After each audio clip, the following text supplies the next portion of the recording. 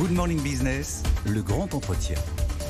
Et à 8h18, c'est Éric Labet, le président de l'école polytechnique et de l'Institut polytechnique de Paris, qui est notre invité. Bonjour. Bonjour. Alors évidemment, on voulait vous recevoir au lendemain de cette annonce un peu décevante, j'imagine, pour vous, du renoncement de LVMH à s'implanter juste à côté de votre campus. 100 millions d'euros d'investissement. Finalement, devant la bronca, certains étudiants, certains anciens élèves qui avaient fait une tribune dans Le Monde il y a quelques semaines, Bernard Arnault a dit, écoutez, moi j'irai dépenser mon argent ailleurs. Les 100 millions, je vais les mettre ailleurs. Est-ce que c'est une déception pour le président de Polytechnique ? Alors, personnellement, oui, je regrette que LVMH ne s'installe pas à côté du campus de l'école polytechnique. Mais ce que je retiens, c'est que depuis un an, nous avons travaillé avec LVMH, les équipes, sur un partenariat de recherche. Et ce partenariat, le président de LVMH l'a confirmé. On est en train de travailler avec les équipes dessus. 2 millions par an sur 2 millions par an. Ça sera le plus grand partenariat que l'école polytechnique a conclu avec une entreprise. Et sur des domaines, en plus, des domaines porteurs. Les matériaux durables, l'intelligence artificielle, les sciences de la vie, qui sont des domaines stratégiques au cœur de nos développements de recherche et sur lesquels nous allons pouvoir avancer de façon encore plus importante dans les années à venir avec LVMH. Donc vous dites finalement, cette question sur le foncier, c'est des cacahuètes en fait, c'est rien, on se focalise pas sur le bon sujet. Je rappelle que le foncier ne rapporte rien à l'école polytechnique. Oui. Le foncier n'appartient pas à l'école polytechnique et les investissements dont on parle sont des investissements pour bâtir effectivement un bâtiment de recherche, pour mettre 300 chercheurs, mais l'école polytechnique, son point important, c'est le partenariat, puisque le foncier appartient à l'EPAPS, et donc ce qui est l'établissement public d'aménagement de Paris-Saclay. Mais la proximité quand même avec les chercheurs, le bâtiment, sûr. ça avait quand même un sens. Ça a un sens. Dans 5 à 10 ans, effectivement, on a une opportunité que nous n'avons pas capturée dans 5 à 10 ans. À court terme, le partenariat est là, et donc pour les 3-5 ans à venir, au contraire, c'est un des plus beaux partenariats qu'on ait fait. Et par contre, effectivement, c'est une opportunité qui ne se réalisera pas, mais de nouveau, on est un parc d'innovation qu'on est en train de développer. On continue à travailler, on a d'autres opportunités sur lesquelles on va avancer. Alors c'est intéressant, et je veux savoir ce que vous en tirez comme conclusion, cet état d'esprit de certains élèves. On a vu notamment des discours lors de la remise de diplôme, cet état d'esprit de certains anciens élèves qui ont fait cette tribune, sur le fait qu'il ne faut pas mélanger la recherche fondamentale, l'excellence d'une école militaire à l'origine comme Polytechnique, avec les intérêts privés. Qu'est-ce que vous leur dites ? Ce qu'on leur dit, c'est qu'on a travaillé d'abord ensemble. On a travaillé depuis 6 mois avec justement les chercheurs. Je crois qu'il ne faut jamais oublier que le centre de recherche, les professeurs, les enseignants-chercheurs. Et pour moi, c'est au cœur, effectivement, ce sont eux à la fois qui sont à la pointe de la recherche scientifique et qui ensuite vont transformer cette recherche en formation pour que nos élèves soient aussi à la pointe des grandes questions d'aujourd'hui. Et donc je leur dis, travaillons avec les professeurs, et c'est aujourd'hui ce qu'on est en train de faire. Le deuxième élément, c'est que je leur dis, regardez les comparaisons internationales. Quand on a l'aspiration avec l'école polytechnique, très connue en France, assez reconnue dans le monde, mais qui n'est pas encore forcément dans les plus grandes institutions, c'est ce que nous cherchons à faire en termes de reconnaissance. Eh bien, regardons nos pairs, nos collègues internationaux, eux ont des liens très très forts. Et aujourd'hui, l'école, je pense, est une des écoles qui a le plus de liens avec les entreprises en France. On veut les renforcer, on va continuer, à la fois par des partenariats, et puis par le développement du parc d'innovation. L'idée du parc d'innovation, on le voit par exemple au MIT, Microsoft a son centre de recherche juste en face de la Business School du MIT. Et il y a beaucoup de liens à la fois entre les professeurs, les enseignants, les étudiants.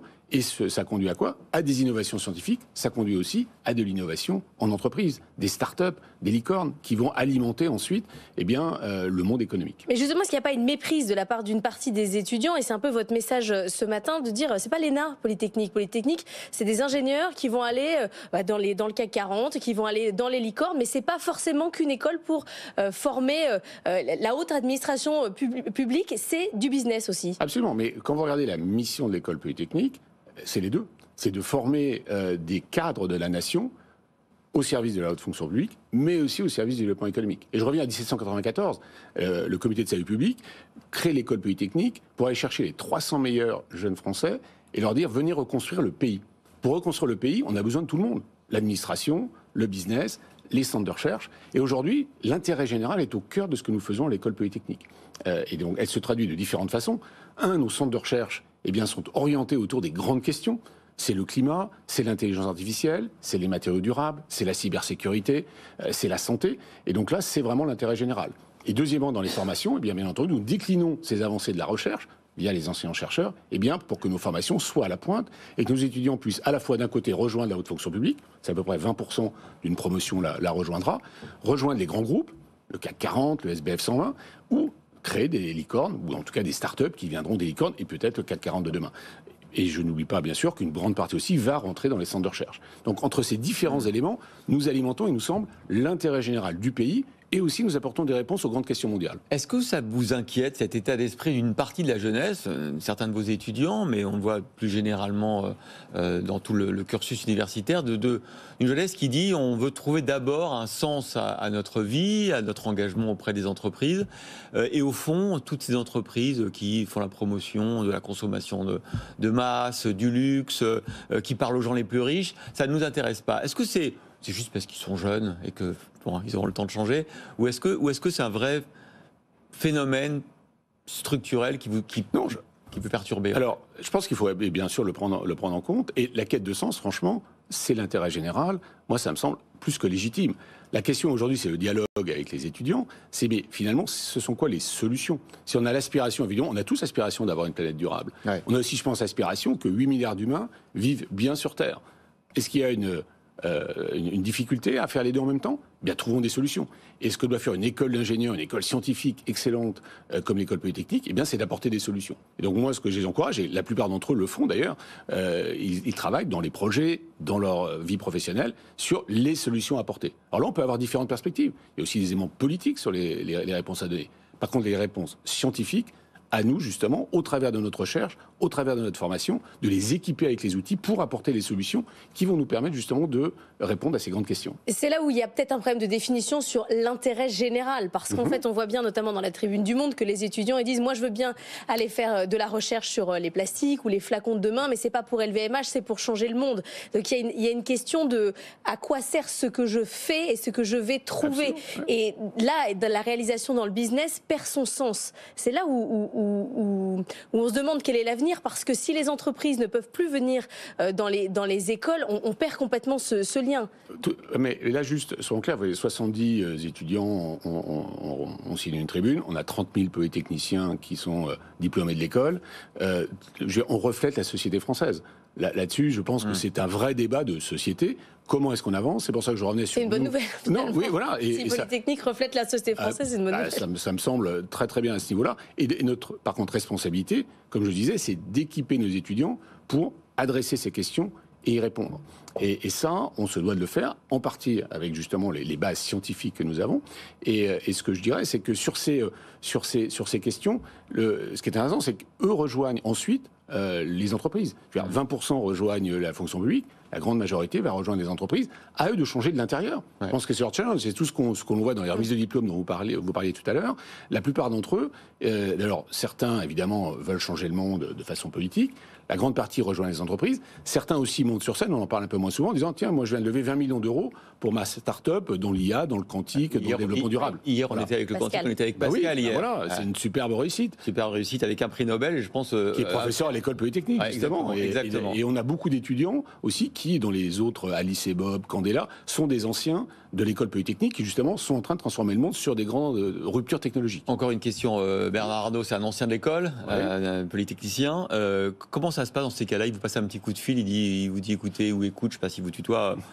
Bon là, vraiment trop c'est trop, je lâche l'affaire, quoi. Ouais. Non, juste le point, je suis pas revenu sur ce point-là, mais le point, et le groupe LVMH, vous l'avez dit, Bernard également, depuis le début, il regarde différentes localisations. Je pense qu'il faut voir que quand vous êtes dans une entreprise, vous regardez quelles sont les conditions dont j'ai besoin pour m'installer. Là, ils ne se sont pas sentis très welcome. C'est bienvenu. C'est peut-être un des éléments, mais je ne suis pas sûr que ce soit les seuls éléments. Ouais. C'est lui seul pourra répondre à cette question. Il a quand même passé un coup de fil pour en tout cas, oui, on en a discuté. Et donc aujourd'hui, en tout cas, la question du partenariat, justement, confirmée, et c'est quand même un des éléments importants quand on voit la reconnaissance de l'école, l'accélération sur la recherche. Ce partenariat va nous aider. On a 11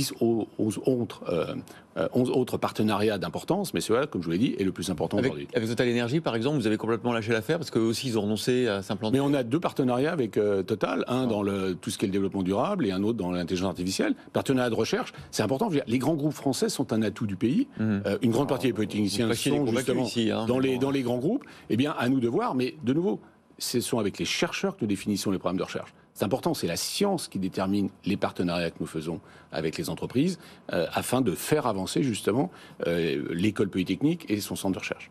Est-ce qu'on aura un ChatGPT français bientôt ? Alors, l'IA est un des grands sujets. On a un centre interdisciplinaire, HyParis, qu'on a fondé là avec HEC. On a plus de 200 chercheurs dans ce centre qui travaillent justement sur des questions. Alors, ChatGPT, c'est un algorithme en fait assez simple, appliqué, spectaculaire. Mon point, c'est appliqué à la masse de données. Là, c'est en train de démontrer de nouveau l'importance de traiter des masses de données, d'avoir du quantique, des ordinateurs quantiques pour traiter ces masses de données. Et donc, oui, alors on travaille sur d'autres sujets. Sujet un peu plus apprentissage fédéré, par exemple, qui est important justement pour pouvoir faire du machine learning en protégeant des données confidentielles. Donc, oui, on a pas mal de startups en IA qui sortent de nos centres de recherche et de HyParis en particulier. Merci beaucoup, Éric Labaye, président de l'École Polytechnique, d'avoir été avec nous.